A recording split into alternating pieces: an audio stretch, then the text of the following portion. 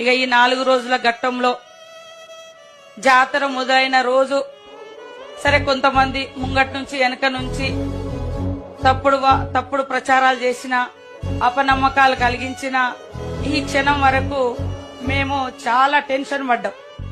కొంతమంది జాతరకు జనాలు వెళ్ళొద్దని అక్కడికి వెళ్తే ఏదో ప్రమాదం జరుగుతుందని కూడా కొన్ని కుటిలమైన శక్తులు తప్పుడు ప్రచారాలు చేసి జాతర ముందు చాలా వైరల్ చేశారు.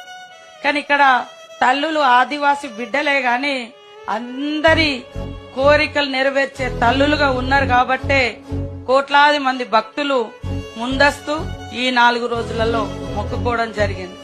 అంటే ఒక వర్గం ఈ సమాజంలో ఇలాంటి బడుగు బలహీన అట్టడుగు వర్గాల బిడ్డలు దేవతలుగా వెలుగొందడం నచ్చక రకరకాల ప్రచారాలు చేసి అక్కడికి పోతే ప్రమాదం జరుగుతుందని కూడా మరి జ్యోతిష్యాలు చెప్పుకుంటా తప్పుడు ప్రచారం చేశారు.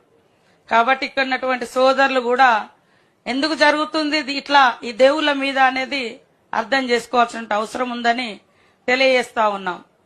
దేవునితోటి కూడా రాజకీయాలు చేస్తే ఇంకా ఆ దేవుడే చూసుకుంటాడు. కానీ మేమైతే మనస వాచ కర్మేణ చిత్తశుద్ధితో భక్తితో భావోద్వేగంతో మరి అన్ని రకాలుగా మరి చెమటోడ్చి ఆ ఎంటైర్ మా ప్రభుత్వం గాని మా ప్రభుత్వ అధికారులు గాని మేము గాని పనిచేయడం జరిగింది.